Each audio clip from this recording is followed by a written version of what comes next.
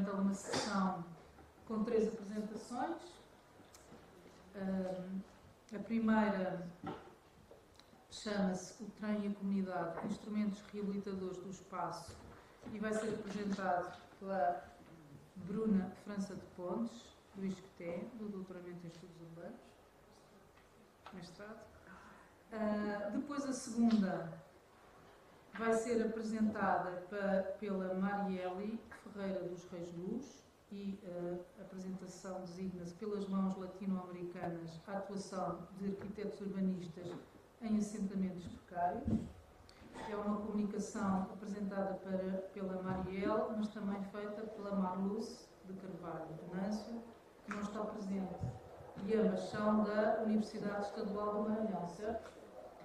A Flávia Nassif da Costa e o Rafael Silva Brandão, que está ali presente, têm uma comunicação que se chama Metanarrativas da Experiência, a construção do espaço participativo na relação entre fluidez, escala e alteridade.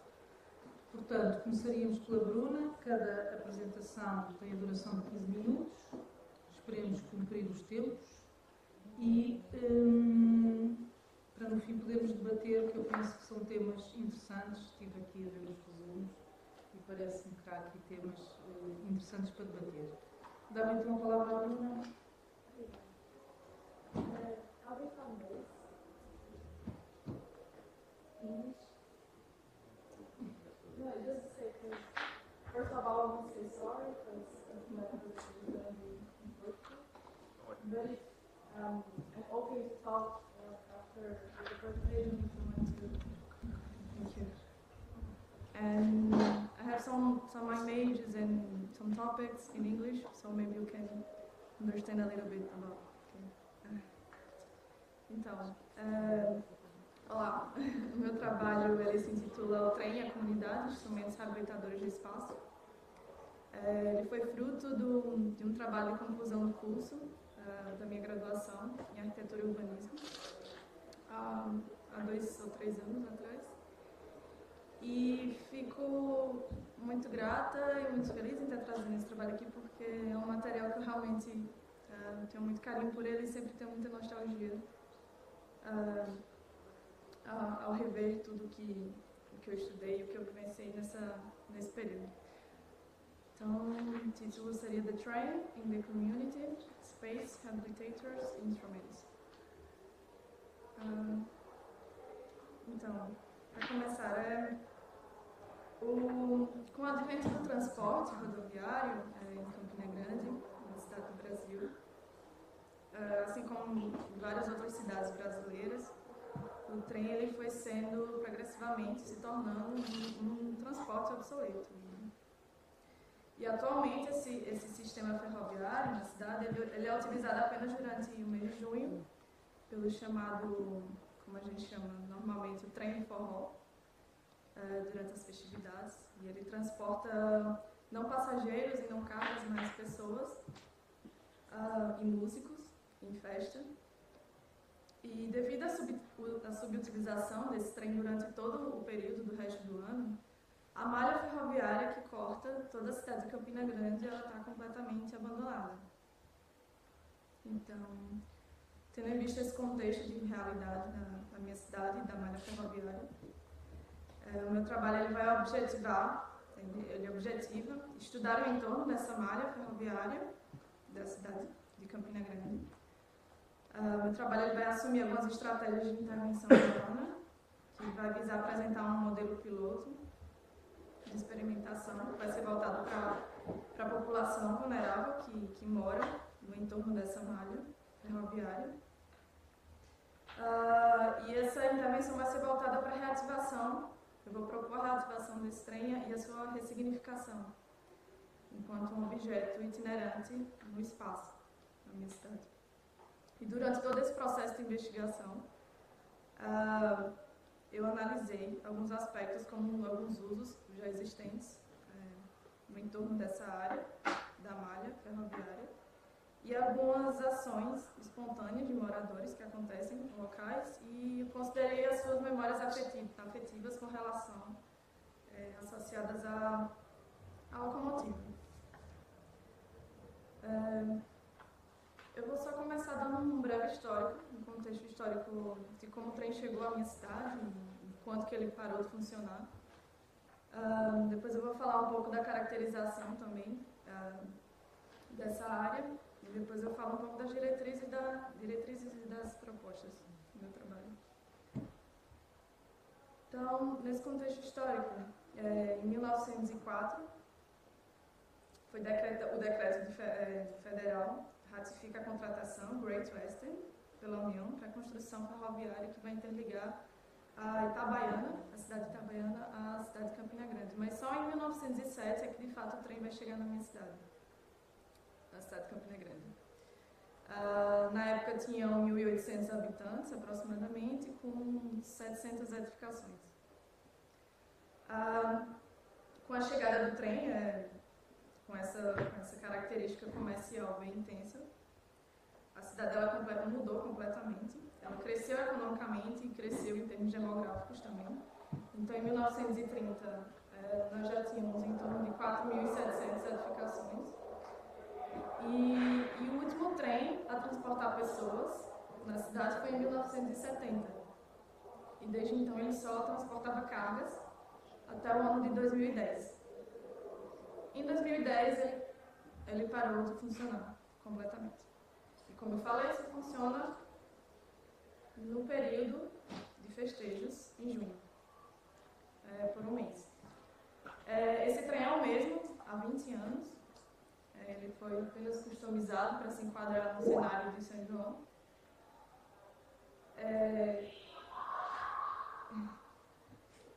Bom, esse é o contexto. E esse é o contexto da malha ferroviária atualmente. Algumas imagens de ocupações e de resíduos presentes nesse espaço. Depois desse contexto, eu fiz essa breve análise. Essa é a localização do meu estado, no Brasil, a Paraíba. Essa outra imagem do mapa é da minha cidade, e a parte laranja foi o fragmento que eu estudei e me aprofundei. Eu escolhi esse fragmento porque são todos os bairros que vão envolver o entorno da malha ferroviária essa laranja. São no total 16 bairros. Então era muita área, muita zona e muita coisa realmente para conhecer e para eu entender melhor como é que era a dinâmica social e de espaço desse lugar. Então, eu comecei dando uma procurada sobre como era a questão de renda e de densidade dessa área especificamente. Então, eu procurei por fontes pelo IBGE, do ano de 2010, para melhor compreender essa dinâmica de ocupação e o perfil, claro, dos moradores. E aí eu percebi que nos bairros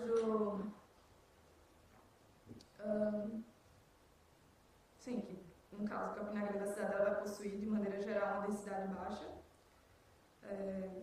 e a área que está inserida, essa área de estudo, ela vai estar inserida nesse mesmo contexto.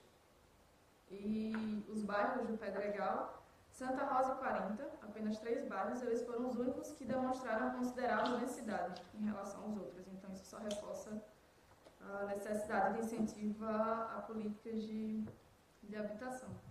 Outro mapa que eu achei interessante ser estudado foi de cheios e vazios, para perceber a questão da densidade, como eu falei, que a cidade, de uma forma geral, ela é pouco densa. Mas a gente pode perceber também que nas proximidades da linha ferroviária, da malha, a gente percebe também muita concentração. Então, ao mesmo tempo que a gente percebe essa concentração em pontos estratégicos da linha, a gente percebe pouquíssima ou quase nula a ocupação desses espaços. Então, ela é completamente heterogênea nesse sentido. E aí, as áreas verdes eu pontuei algumas praças e arborizações nas suas proximidades e que têm relevância e impacto nessa linha, no entorno. E eu só detectei 5 praças relativamente grandes.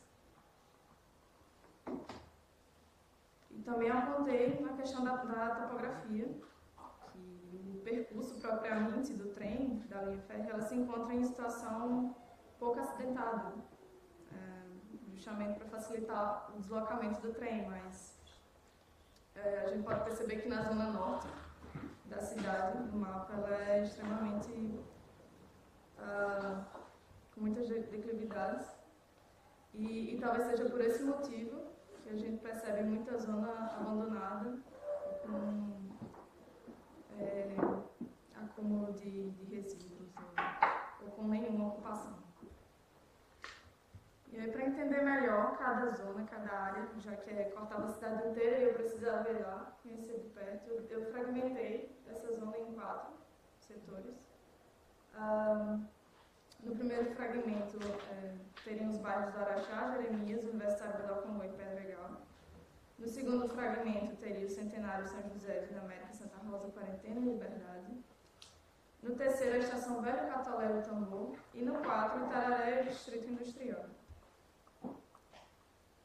Para entender melhor, e para deixar em termos imagéticos e tentar representar isso de uma forma visual que fosse clara, as minhas interpretações do espaço, eu fiz um mapa de leitura do lugar, onde eu apontei algumas estruturas que eram importantes serem apontadas, como alguns hospitais e universidades.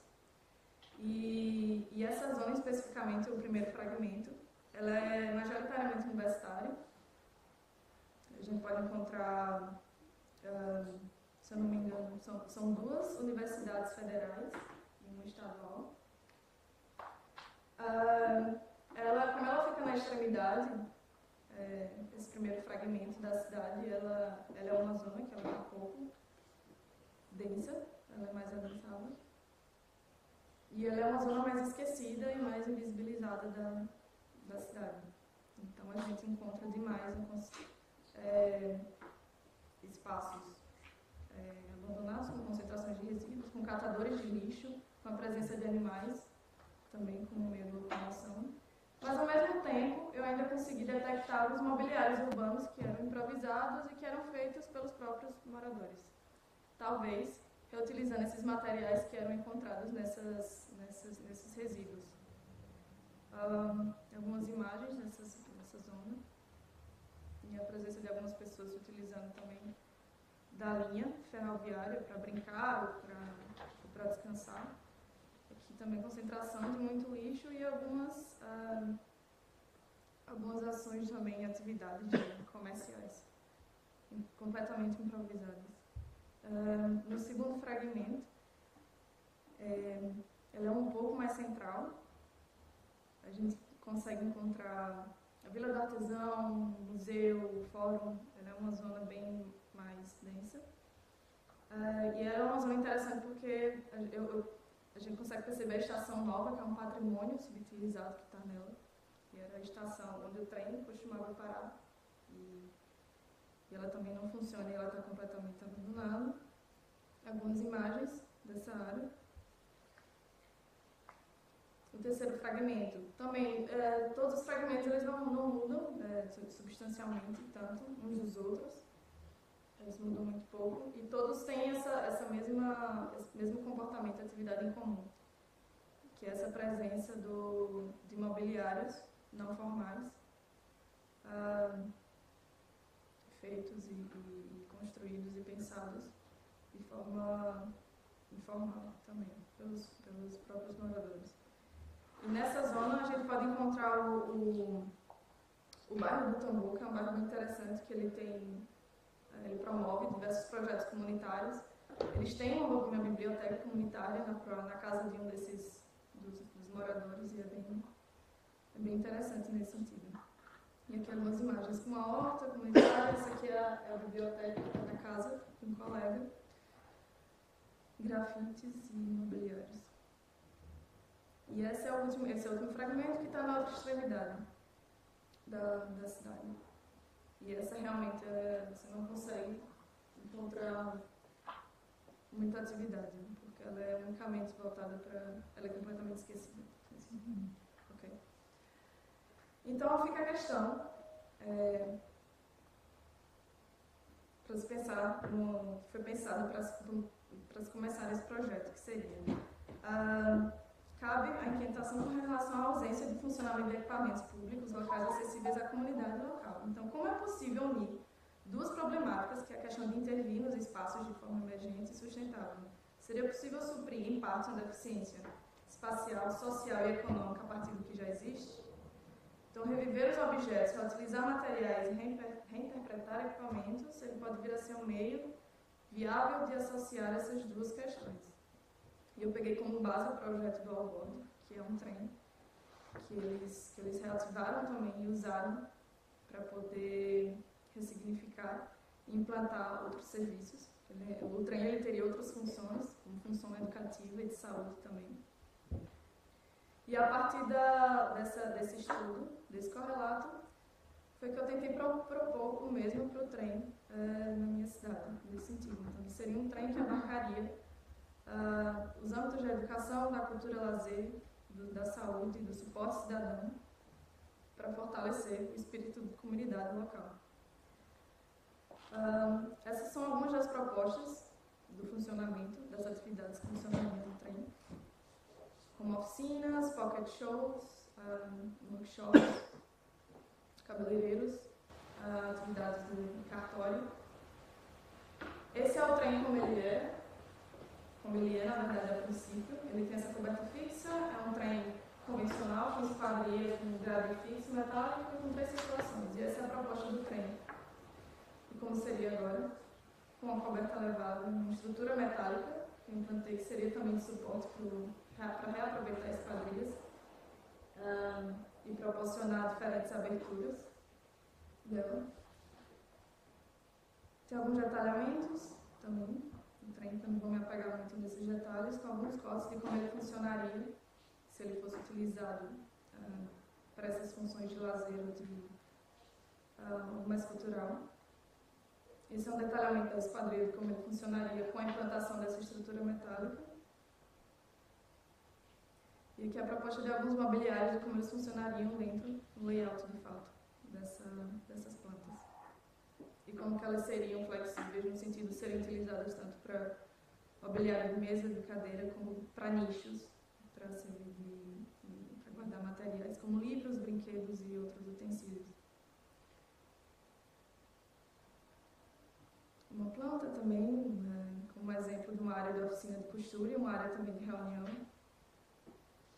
com biblioteca, brinquedoteca e uma área também de palestras, com corte.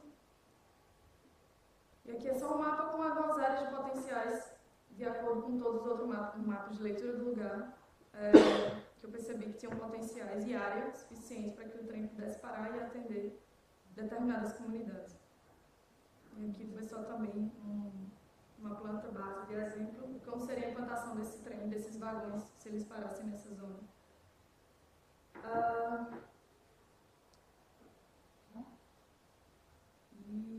Eu tenho só um vídeo para mostrar de 2 minutos.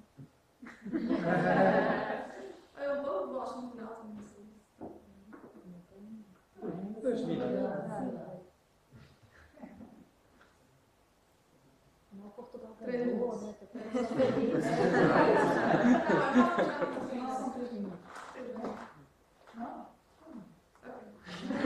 É um vídeo que eu produzi com um amigo meu, ao tentar colher alguns dados e conversar com algumas pessoas, os moradores do entorno desses trilhos. E eles falam um pouco sobre as vivências deles com relação a isso.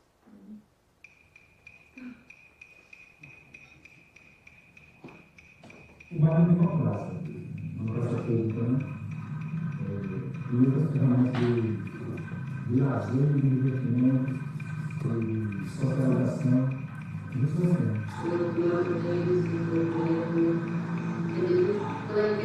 Vai lá para um pouquinho do outro bairro, o pessoal lá que leva o para uma bolinha, brincar de bicicleta, assim, eles vão um campo de bola da economia.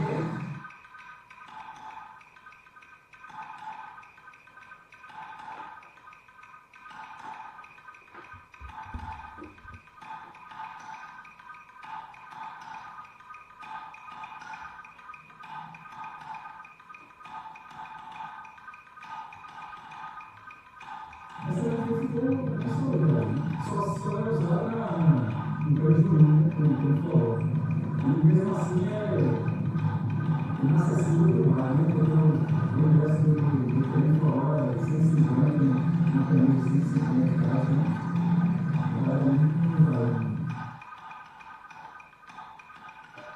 E eu tenho uma amiga que ela fica perdida. A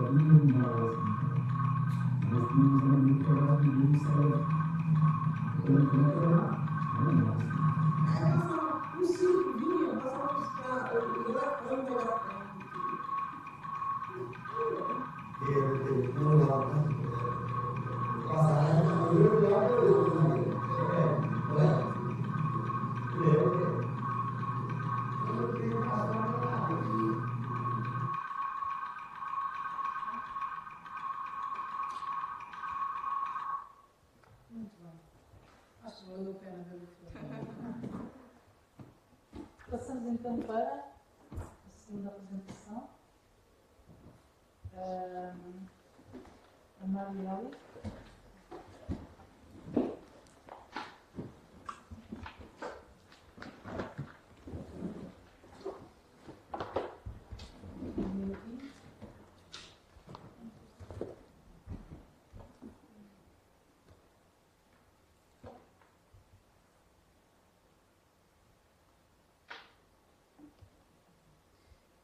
Boa tarde, eu sou Marielle, arquiteta urbanista, e essa pesquisa que eu vou mostrar hoje para vocês ela foi desenvolvida como trabalho final de graduação, juntamente à professora doutora Marli Suol, na Universidade Estadual do Maranhão. E ela busca investigar 3 escritórios de arquitetura e urbanismo que atuam em cenário de precariedade na América Latina. Bem, então, inspirada na proposta curatorial da exibição do Plot from the Front, desenvolvido por Alejandra Lavena para a 15ª Bienal de Veneza, e ainda também acerca da mudança de visão da arquitetura latino-americana, eu procurei analisar alguns exemplos de intervenções em contextos urbanos precários, como uma maneira de entender as discussões em contextos urbanos precários, como que confronta as carências de recursos e o modo como arquitetos e urbanistas estão contribuindo para o processo colaborativo no combate às diversidades da América Latina. Então, dessa forma, como eu havia falado anteriormente, eu estudei 3 escritórios. O primeiro foi o Elemento, no Chile, o segundo, o Alborde, no Equador, e o terceiro, o Ateliê Metropolitano, no Brasil.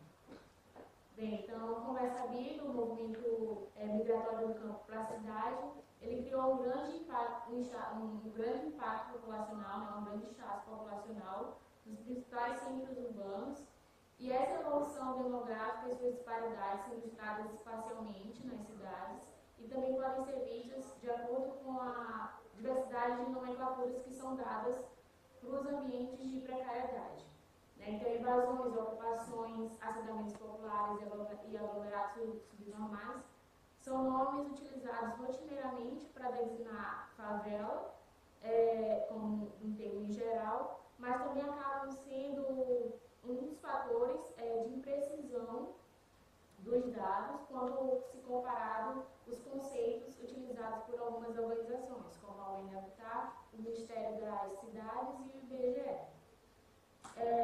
Mas o que se pode perceber é que esses diferentes níveis de urbanização e de migração dos movimentos, né, do movimento migratório, que aconteceu na América Latina muito por conta da colonização e desse relacionamento das cidades com a metrópole, fez com que diferentes proporções de pessoas habitassem em assentamentos precários.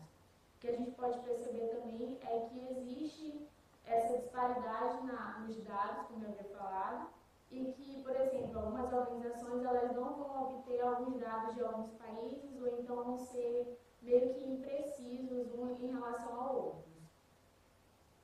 Mas o que se tem em geral é que 80% da população urbana da América Latina vive nos centros urbanos e 111 milhões de pessoas estão em assentamentos precários, que corresponde a 1 entre 4 pessoas.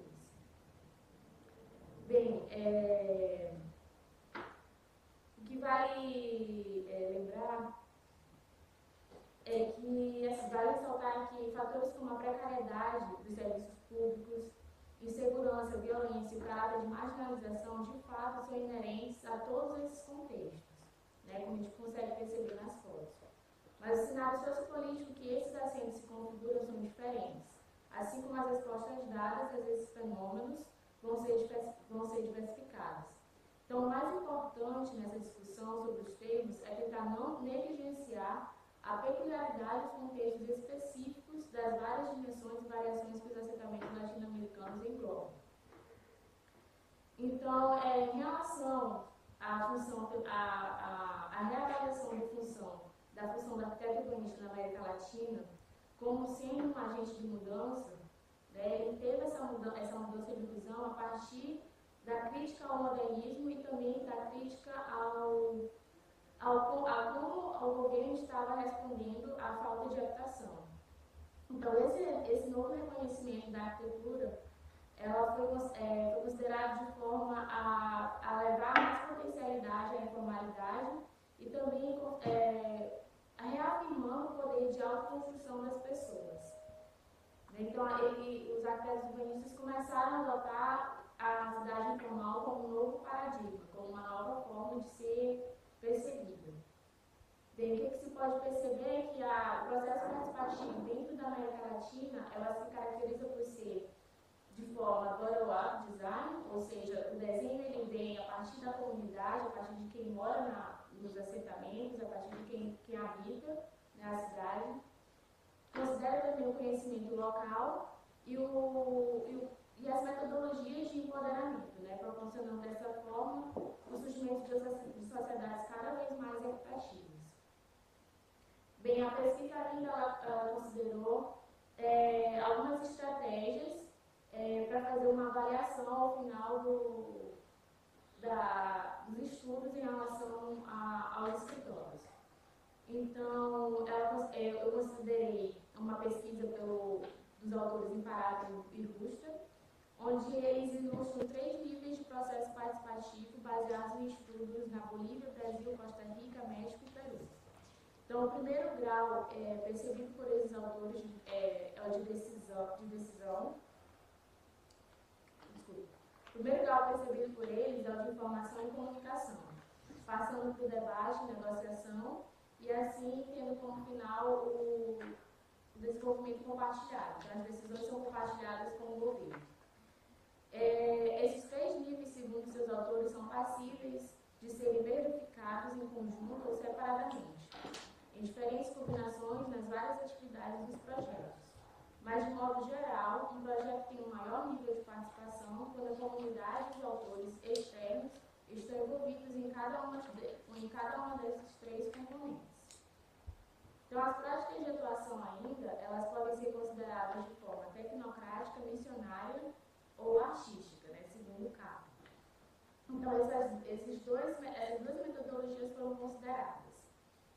Na tecnocrática, as funções são todas desenvolvidas pelo Estado. O Estado ele vai designar o que o arquiteto urbanista tem que fazer.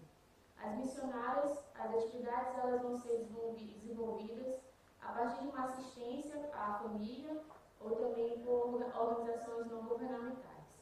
E a artística, elas vão contribuir para as discussões como uma forma de tentar embelezar ou monumentalizar esses lugares.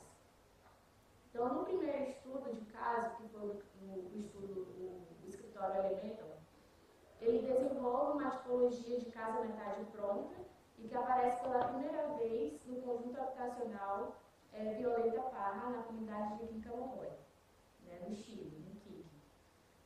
Lá, a solução encontrada por eles, bem, o processo participativo, ele foi desenvolvido a partir de desenhos e também algumas maquetes, com o conjunto da população, e também teve pesquisas relacionadas a eles.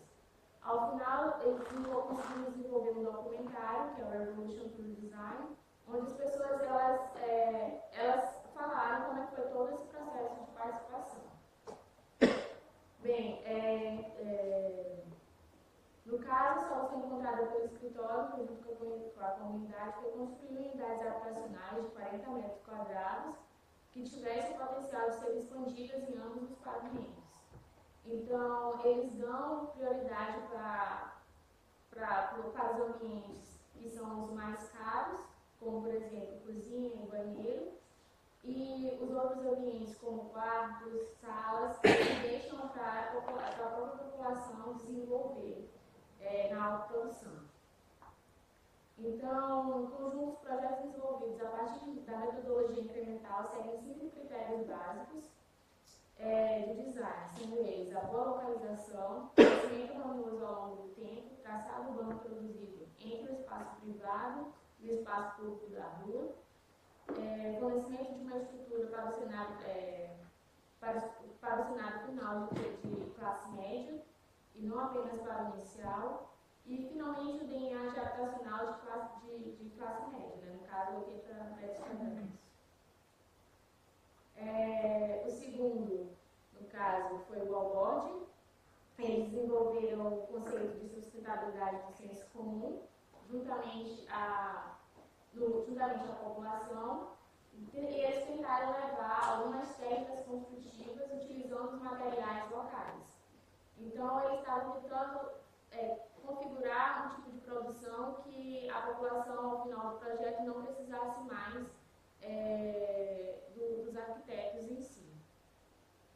Bem, então eles procuram transferir essa tecnologia e criar uma autonomia à comunidade, né? Fazer com que eles entendam o sistema construtivo. Bem, o terceiro foi o Ateliê Metropolitano, e eles trabalharam juntamente ao governo do Rio de Janeiro em algumas reabilitações de algumas favelas do Complexo do Alemão. Lá eles fizeram a estrutura do teleférico, onde hoje, infelizmente, ele está sem funcionamento. E o processo participativo deles, ele vai mudando de acordo com as etapas do trabalho. Então, eles vão desde reuniões e convivência com a comunidade, chegando a ter pessoas inseridas no trabalho. Então, eles fazem a contratação de 40% da obra da mão local. Bem, eles fazem o trabalho deles a partir do diálogo com a comunidade, tendo essa leitura da estrutura do lugar. Né? Então, eles envolvem projetos urbanísticos, projeto paisagístico, e também consideram tanto a cidade do fluxo quanto a cidade dos lugares. Tudo voltado para o trabalho da mobilidade em si. Bem, então, o que a gente pode concluir depois dessa análise dos projetos, né, dos escritórios, é que a participação da comunidade é fundamental para que os projetos sejam inseridos na localidade e que, por exemplo, o Elemental, ele teve os projetos deles, eles são muito assim voltados para ter o compartilhamento da comunidade com as autoridades. Então, ele acaba sendo tanto de formato tecnocrático quanto missionário. O Wallboard, a população ela vai ter total controle sobre o projeto, e também vai considerar de forma missionária, porque envolveu a ajuda de voluntários. E o Ateliê Metropolitano, por ele estar totalmente ligado ao Estado, né, ele teve também, ele vai ter essa função tecnocrática, e questão de comunicação e negociação, porque durante alguns dos projetos desenvolvidos por eles, eles chegaram somente a pegar informações com as pessoas, né? Então, as pessoas não chegaram a ir tão a fundo nas pesquisas. Em conclusão, a gente tem que existem diferentes nuances de participação e de ação, né? Então, conforme cada escritório vai trabalhar, eles vão trabalhar nos seus projetos também de diferentes formas. Existe a complexidade de lidar com a questão da precariedade e também ele amplia a diversidade de pensar e de projetar com a falta de recursos, né? A pesquisa em si, ela procurou desenvolver, contribuir para a discussão da arquitetura e do urbanismo na América Latina, até porque, pelo menos na minha universidade, era algo que não estava se discutindo tanto. E ela também indica que novos estudos sejam feitos em relação a isso, em relação ao processo participativo, em relação a como a comunidade pode estar inserida nos projetos. E ela tenta levar uma nova forma de pensar o projeto de arquitetura em si. Não seria uma forma de taxar os escritórios como sendo tecnocráticos ou missionários, mas como uma forma de ampliar essa visão, né? de ampliar essa discussão, esse debate. E é isso. Obrigada.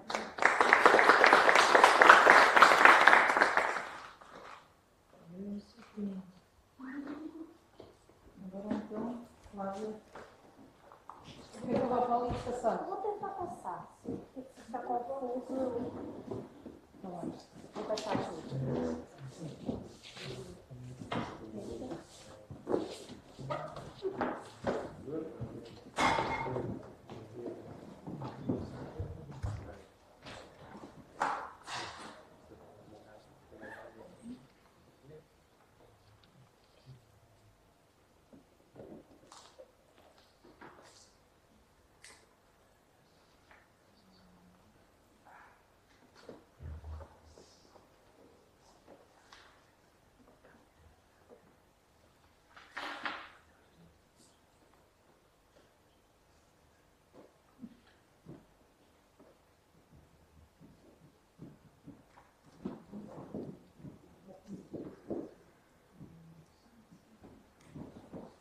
Sorry, but I'll have my presentation in Portuguese too.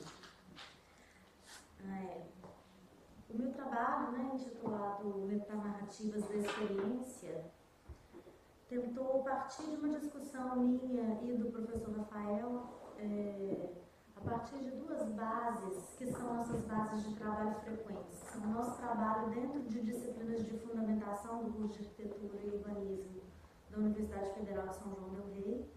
Então, nessa investigação sobre qualificações do projeto, né, num momento onde a gente está pensando no processo de formação inicial do aluno, nessas caracterizações, e se contrapõe com outros trabalhos que a gente faz em orientação no fim do curso, nos trabalhos finais de graduação, especialmente quando os alunos estão tratando do tema da participação, de projetos participativos. Essas duas coisas conectadas, né, geraram algumas reflexões para nós, porque frequentemente esses trabalhos finais de graduação, eles não chegam no momento onde eles precisam chegar como resultado, pelas dificuldades que nós da área da arquitetura, não sei se todo mundo aqui é mais predominantemente da área da arquitetura ou não, mas para quem é da arquitetura isso é fácil de compreender que é idealmente muito interessante, né, a gente pensar na lógica do usuário como participante, mas na prática tem muitos desafios e isso tem um tempo muito próprio, um tempo de acontecimento aí das negociações, né, dessas análises e muitas das vezes com um resultado que não chega próximo do que a gente espera que seja o mínimo, né, para esse processo acontecer. Então, A gente está tentando aqui promover uma discussão, talvez no que a nossa colega que acabou de apresentar falou sobre a parte do shared control, né? A parte final aí de não nas etapas onde a gente está pensando realmente o momento de processo de projeto, e sim como qualificar o projeto. É independente de se nesse processo de projeto existe a participação direta do usuário ou não. O que é mais frequente? Mais frequente a gente pensar nos processos participativos onde, segundo o Marcelo Lopes de Souza, né, que é um pensador importante para a gente dentro dessa área urbana no Brasil, a gente tem uma etapa que começa a ser participativa, né, dentro desses processos, quando você começa com essa parte da informação, que seria o número 3 ali desse primeiro gráfico. Né. Frequentemente acontece que existe um processo que eles chamam de coercitivo, né, num momento onde não tem inclusão nenhuma de qualquer tipo de conversa, então o arquiteto impõe a ideia dele sobre o projeto. Outros momentos onde, por um certo lado, existe uma pseudo-participação, porque existe uma manipulação, inclusive nas perguntas, nos questionários, né? Tem uma intenção anunciada de participação, mas no fim das contas, a maneira como essas informações são mobilizadas, elas acabam manipulando um pouco os resultados, né? E aí, quando começa o processo de informar esse usuário sobre esse processo de produção do espaço, que ele considera que já é um nível de hierarquia participativa. Aí a gente tem consulta, cooptação, parceria, delegação de poder e autogestão como hierarquias que ele está considerando aí de participação. Não estamos ignorando essas etapas e nem que isso seja importante, mas a nossa ideia foi trazer a reflexão para uma parte que não depende de como esse processo participativo acontece, sim de como a gente qualifica o projeto. Uma das nossas vivências tem sido pensar justamente que o projeto pode ter qualidades inclusivas e isso está ligado justamente à questão da experiência do espaço. Quanto mais aberto eu crio o projeto, mais inclusivo ele é. Até porque ele vai se adaptar às mudanças do próprio usuário ao longo do tempo e ele vai permitir essa interferência contínua na obra. Então, para a gente, um dos conceitos de participação que mais interessa, que a gente tentou construir, é justamente a participação a partir da inclusão na experiência. Daí, essa questão da metanarrativa da experiência. Aqui, eu apresento alguns exemplos de projetos bem-sucedidos dentro das lógicas de participação tradicionais, né, com a consulta à comunidade, como é o caso do Longo Acidente, e o caso desse projeto na Tailândia, que já começa com uma lógica de tem sim um momento de análise, de conversa, se eu não me engano, de mais de um ano, inclusive, de negociações com a própria comunidade, mas a obra é aberta no sentido de que ela é apenas um programa de suporte inicial. Essa obra ela vai ser continuada a partir de alguns modelos possíveis de adaptação e vai ser continuada de acordo com os recursos que essa comunidade tiver. Isso vai poder se espalhar. Então, existe aí uma lógica da própria experiência da comunidade acolhida, mas com um tipo de projeto que possibilita, embora uma lógica de um pequeno modelo, ele é muito mais uma questão de suporte e não de programa, né, que é uma lógica que interessa muito a nós. Então, aqui a gente está pensando menos no usuário incluído no processo de projeto e mais no processo, então, qualificado para isso. Então, dentro dessa lógica, a questão da virtualidade que o Pierre Levy apresenta, né, como a obra sempre em potencial, como uma necessidade de qualificar o objeto como algo que está sempre em processo de atualização, ele acaba sendo um conceito por nós apropriado, assim, dentro da lógica de formação e do pensamento dos alunos. Então, esse processo de participação, ele é um processo de atribuir crítica e autonomia ao usuário. Como se fosse uma interlocução aí entre esses dois momentos. Então a gente está mais interessado nesse momento do uso. Estou um pouco confusa para passar as duas coisas ao mesmo tempo. Ele está fechando aqui, tá? O arquivo está me ajudando também.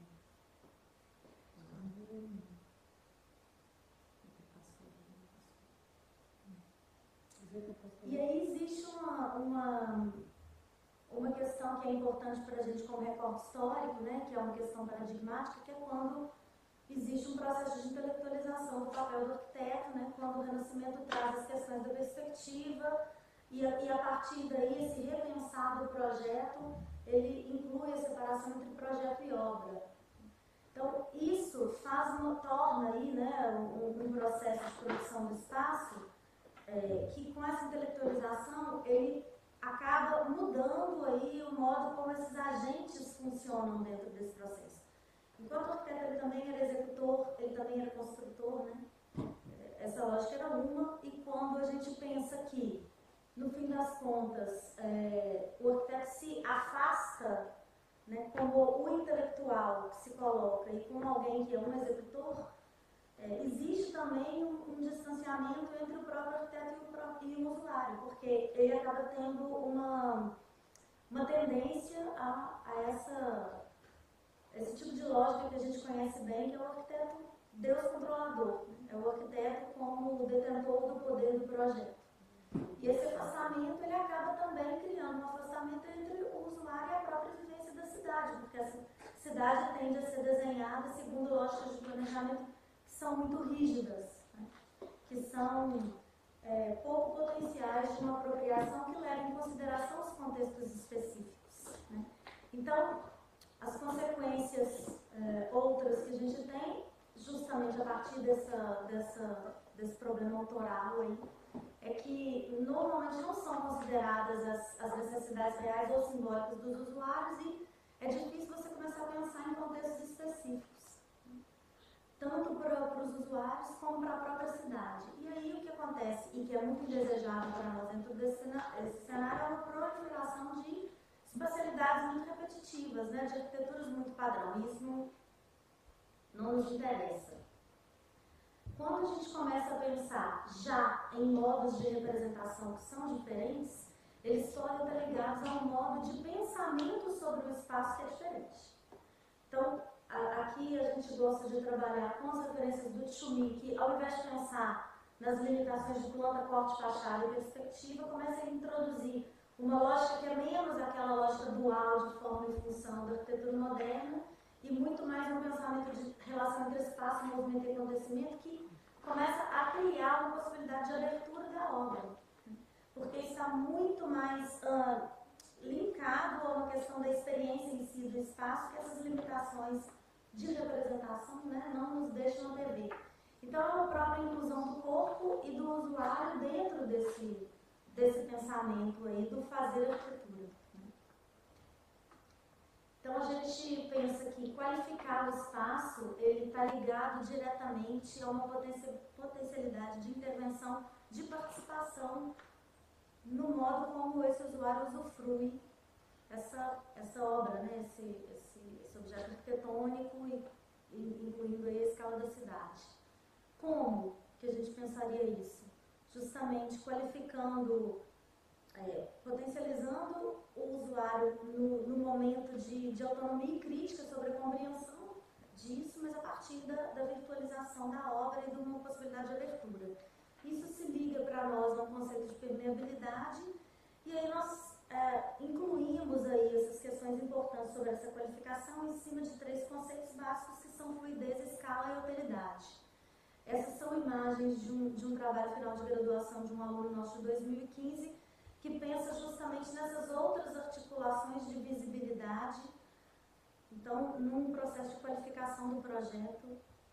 E aí a gente começa esse pensamento sobre esses 3 conceitos básicos a partir de um conceito de permeabilidade do Colombier, né, que é um escritório de arquitetos colombianos, e que, sobretudo, está trazendo a ideia do intercâmbio, da troca, de uma arquitetura que tem que ter nela mesma uma qualidade uma possibilidade de adaptação, de uma adaptabilidade e de uma fluidez. Né?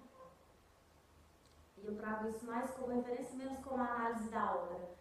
E aí eles trazem algumas palavras, né, sobre estratégias de permeabilidade, que seriam características, então, dessa arquitetura, né, de absorvência, de penetrabilidade, de adaptação, de interação, de convergência. E um exemplo desse tipo de tentativa deles é a obra deles, né, do Orquidiorama em Medellín, como uma possibilidade de estabelecer um módulo, mas esse módulo pode ser transformado ao longo do tempo com o uso. Aqui também uma outra foto do Orquidiorama.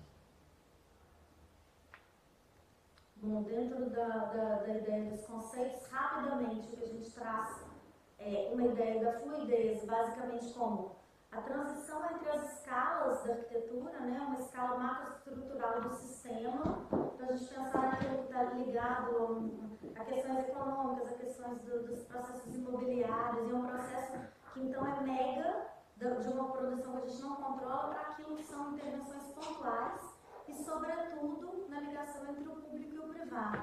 Como que a gente pensa uma obra que, na relação de transição entre o que é público e privado, a gente consegue resolver alguns problemas, inclusive da ordem, da monumentalidade e da abstração, que são de um sistema que a gente não controla, né, para um momento que é de uma articulação de uso cotidiano.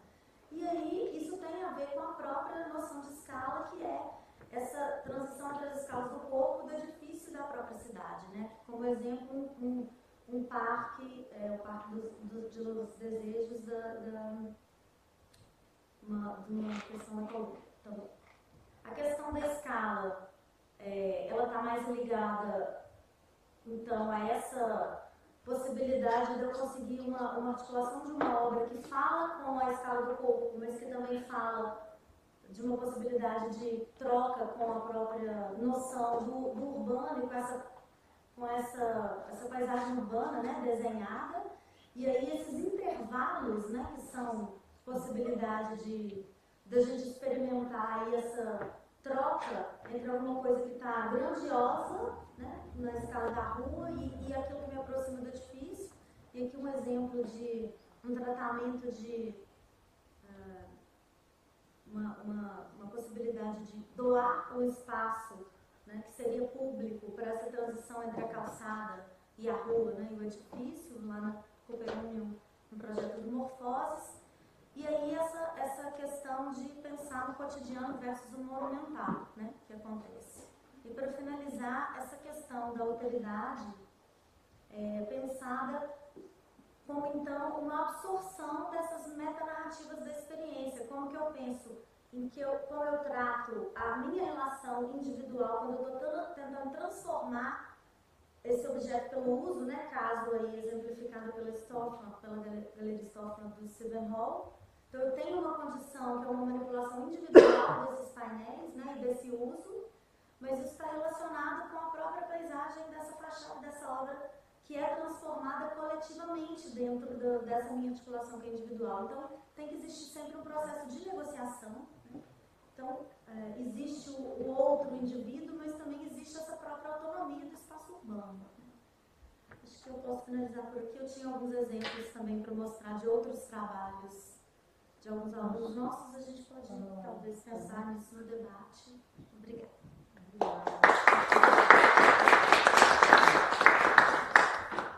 Ora bem, temos aqui 3 apresentações, ótimas, todas muito interessantes, tudo arquitetas, parece, não é? Menos eu. Sim, das apresentações. Também sou apresentações. Ora bem, achei muito interessante as apresentações, aqui mais no campo prático, digamos assim, aqui também, mas com outra perspectiva. A perspectiva já da apropriação, não é? Por parte das pessoas que utilizam. Acho que é muito interessante essa perspectiva. Aqui mais na parte da configuração, da reconfiguração das pessoas que utilizam. E, portanto, dá-vos a palavra para fazerem perguntas, se alguém quiser perguntar alguma coisa. eu se calhar faço um comentário. Alguma pergunta?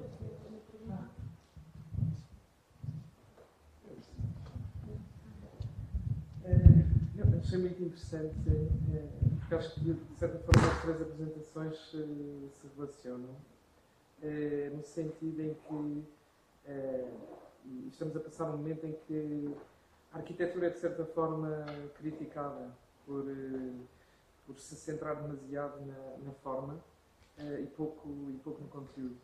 Mas precisamente o que eu achei interessante nestas apresentações foi essa possibilidade da arquitetura chegar antes de um programa estar estabelecido. E, portanto, como é que no fundo a forma pode servir uma síntese que tem a ver com uma análise que se faz do território e dos lugares em que estamos a intervir. E isso é muito importante porque a forma, sendo essa síntese, tem um grande potencial nessa ativação de dinâmicas que podem acontecer no espaço. Por isso, pronto, é só para dizer que isto é muito interessante. Se alguém quiser vocês falar? Eu se calhar ia fazer uma pergunta mais provocatória e bem no sentido do que o senhor está a dizer. É que até que ponto dar voz aos cidadãos nesse processo de criação arquitetónica se pode ou não limitar à questão do uso do programa e não exatamente nessa construção da forma. Ou seja, parece-me que há uma continuidade das mesmas práticas e mesmo os usos de termos como flexibilidade, permeabilidade, vem muito já do movimento moderno. Até que ponto o pós-modernismo não vai continuar esse processo de legitimação dos arquitetos através desse poder que lhes está a ser dado, porque é capaz de fazer essa síntese arquitetónica através da forma. Ou seja, não sei como é que nós estamos a fazer, a dar continuidade às mesmas práticas em vez de ultrapassá-las ou não. Gostava de ouvir-vos sobre esse assunto.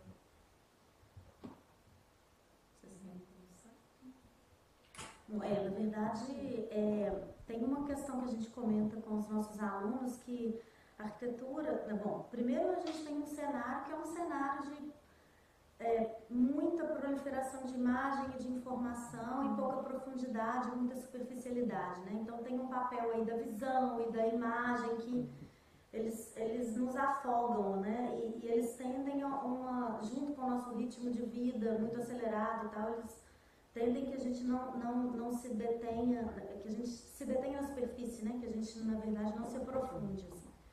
Mas, por outro lado, a questão da imagem, ela é a primeira aproximação que a gente tem como arquitetura, né, dessa experiência. A diferença para qualquer outra coisa é que a arquitetura ela precisa ser usada. Se não for para o uso, ela não faz sentido. Essa é a diferença de eu poder contemplar uma obra de arte e não que todas as obras de arte sejam feitas só para contemplação, né? Mas ela tem que servir para o uso. Mas isso não significa que eu não possa me utilizar da própria imagem e desse apelo imagético e dessa linguagem plástica que a arquitetura tenha para trazê-la para o uso. E a nossa ideia não é a formalização, é justamente a problematização. E definitivamente a nossa estratégia de projeto não é através do jogo de formas. É a problematização sobre como o tipo de espaço, pelo tipo de ambiência e de experiência que eu quero gerar, né, eles podem já aí conter um elemento crítico que se afasta completamente da lógica de espaços que sejam rígidos, que sejam prescritivos, que só tenham um modo de usar, né, que se, né, no caso lá, por exemplo, da disciplina minha de oficina 2, do segundo período, assim, nem nomear essa arquitetura a gente deixa, assim, não pode ser quarto, sala, cozinha e banheiro, mas um espaço para estudar e se alimentar, por exemplo. Então, existe uma composição de um objeto que ele é muito mais aberto e muito menos ligado formalmente a qualquer arquitetura, tanto moderna como pós-moderna, no sentido do ligado ao pós-modernismo mesmo.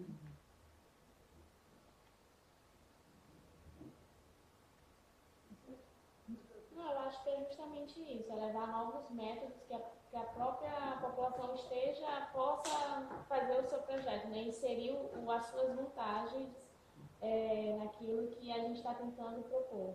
Então, é levar mais flexibilidade, é levar que os usos sejam efetivamente aquelas necessidades que a pessoa está necessitando. Então, eu acho super válido, tipo, levar mais flexibilidade, levar mais oportunidades para pessoas utilizarem de diversas formas. Né?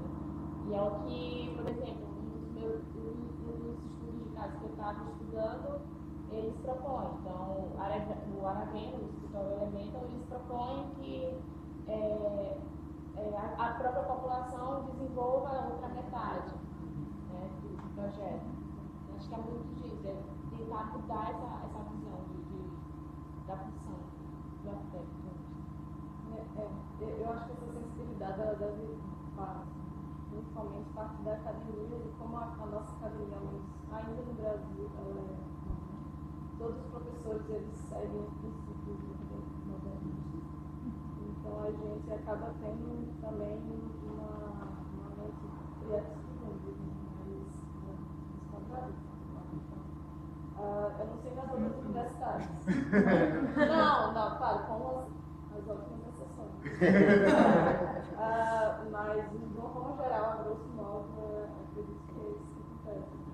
E ao menos na minha universidade, ao sugerir trabalhos, eles chegam com grades e planos e já, então, vocês têm que fazer uma casa que vai ter isto, e às vezes não nos dar abertura para, às vezes, imaginar um pouco mais ou ser um pouco mais criativo nesse sentido de pensar.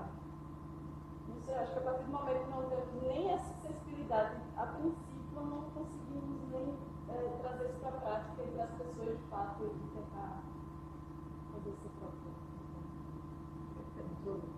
Mas o programa define o uso, ou seja, o programa define o uso, é que nós podemos definir que isto é um quarto, isto é uma sala, isto é uma cozinha, mas depois o uso que as próprias pessoas fazem as suas práticas no espaço podem ser muito diferentes do que aquilo que está definido. Podem, mas se você enrijece através de uma arquitetura que tem um programa muito definido, aí é muito difícil que essas possibilidades sejam tão abertas. Esse é que é o ponto para nós, assim. Eu achei interessante precisamente porque, por exemplo, o Elemental tem essa estratégia de incremento em que há uma parte que é desenhada pelo arquiteto e há outra que é, no fundo, construída pela população. Portanto, é uma espécie de desaparecimento da arquitetura no meio do processo. Há uma arquitetura, mas essa arquitetura é construída pelas pessoas. Há uma arquitetura Há uma arquitetura exato. Há uma arquitetura que complementa essa estrutura. E a questão do comboio também é interessante, porque a linha é sempre um elemento muito forte. Eu peço desculpa se você trem. Mas é interessante porque ele é móvel, portanto é uma arquitetura móvel que no fundo está ali a levar serviços, portanto alberga serviços que se podem mudar também, que podem variar no tempo. Portanto é uma arquitetura muito como um processo e não como uma forma muito específica. Eu penso que eu acho que é o grande lado positivo das vossas apresentações. Claro que é difícil, mesmo que em Portugal nós temos esse problema da herança moderna e, quer dizer, ainda estamos aqui a lutar e não temos, quer dizer, a interdisciplinaridade necessária no curso de arquitetura que permita, no fundo, juntar as outras áreas da sociologia dos urbanos que, no fundo, informem esse desenho e essa criatividade que também que é um aporte que o arquiteto pode dar. Podemos mudar totalmente a arquitetura total também. Não temos tempo, na verdade, para viver. Eu queria só pedir para... Mas você vai querer falar, né? É porque, como ele é coautor e está querendo também continuar a resposta. Mas ele pode responder, porque depois eu faço um comentário.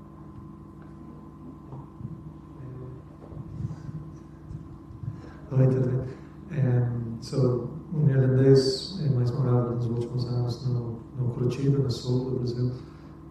Desculpa o sotaque, então. Mas sobre parabéns para Marielle, não? Eu estava terminando agora o mestrado com participação com alguns grupos trabalhando no Curitiba, mas questões sobre esses grupos, missionary groups, que são as ONGs e outros, não?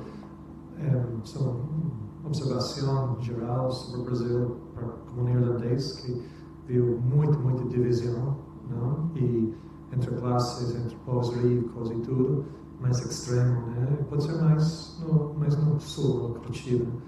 Mas eu acho que um outro impacto desses processos participativos, que também é um tipo de turismo local para algumas pessoas, para facilitar conexões novas entre pessoas, para conhecer outras realidades, que pode ser 500 metros, né? De Vila Torres, a favela mais central de Curitiba, até Jardim Botânico lá, mas esses processos para facilitar pessoas, né? E exclusivamente o projeto do teto, né? Que nasceu do chileno ONG, de um teto para meu país, até teto, mas é bem interessante as outras dinâmicas disso, que eu acho que é uma coisa que é mudança de perspectivas sobre quem são nós. Porque eu acho que isso é bem importante. E para atacar esta parede de divisão mental entre grupos. E também a nível financeiro, que estão fazendo coisas, não só o Teto agora, mas outros grupos também, criando mais uma cultura que estão preocupando sobre essas coisas e realmente procurando soluções. Porque o processo de ser arquiteto também para fazer a construção, o processo, até é uma parte, mas as outras partes que são o suporte para conhecimento para trabalhar, ou recursos, para coisas de líder, não? Leadership, todos são uma parte. Eu acho que isso pode ser um momento bem interessante, porque viu nos últimos anos que foi uma grande divisão, mas agora foi um projeto em específico, trabalhando na Parolina, outra favela central, mas esse é um novo tipo de construção, entre mais de 15, 20 grupos diferentes, um diverso espectro de entidades, de grupos políticos, movimentos sociais, entrepreneur, tudo isso também, mas estão focando lá. Então, só se você tem comentários sobre isso, com novos atores e outros impactos. Não, sim. Atualmente eu estou fazendo um mestrado na UFRJ e a minha linha de pesquisa é em assentamento precário e eu estou estudando como as organizações não governamentais elas estão atuando nas favelas. Então, as primeiras pesquisas que eu tenho feito por exemplo, é que existem organizações que elas fazem somente construções de emergenciais, como a TEP, mas já tem organizações que vão fazer um estudo de urbano, né? Vão levar uma educação mais para socioambiental.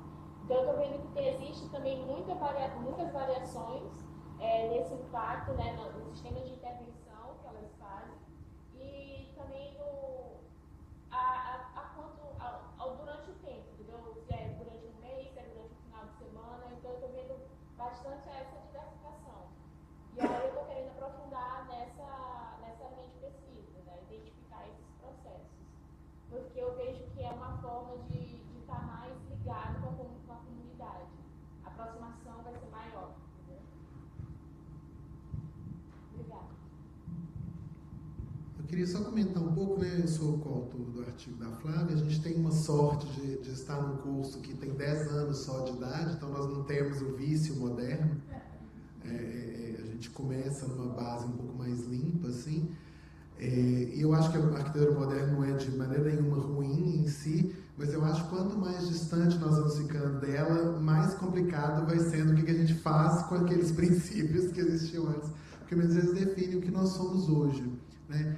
Mas eu queria comentar um pouco na sua pergunta da participação, como ela leva a reproduzir as mesmas experiências. Para mim é uma questão que é meio fundamental, assim. Porque o meu entendimento de participação não é simplesmente você fazer aquilo que o usuário fala que ele quer.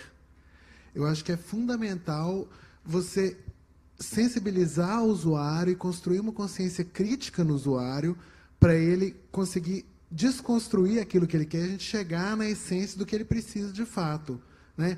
Porque senão a gente acaba, como a experiência do usuário muitas vezes é limitada a essa arquitetura absolutamente convencional com a qual ele convive, né?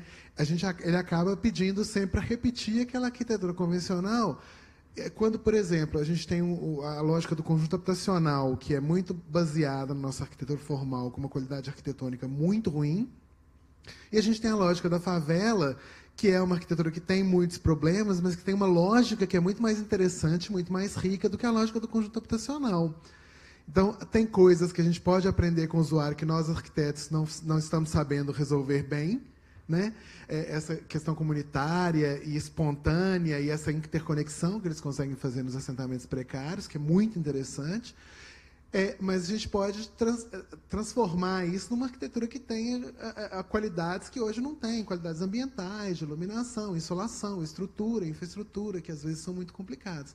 Então, parte dessa troca aí, da gente informar com a arquitetura modos de produção que hoje a gente não está conseguindo acessar. 70% da construção civil no Brasil é autoproduzida. 70%. Os arquitetos estão se estapeando por 30% do mercado brasileiro. Né? E a gente também, nós aprendermos com eles outras maneiras de atuar sobre as quais nós não estamos prestando atenção. Eu acho que passa um pouco por um aprendizado mútuo, uma abertura de aprendizado e conscientização mútua.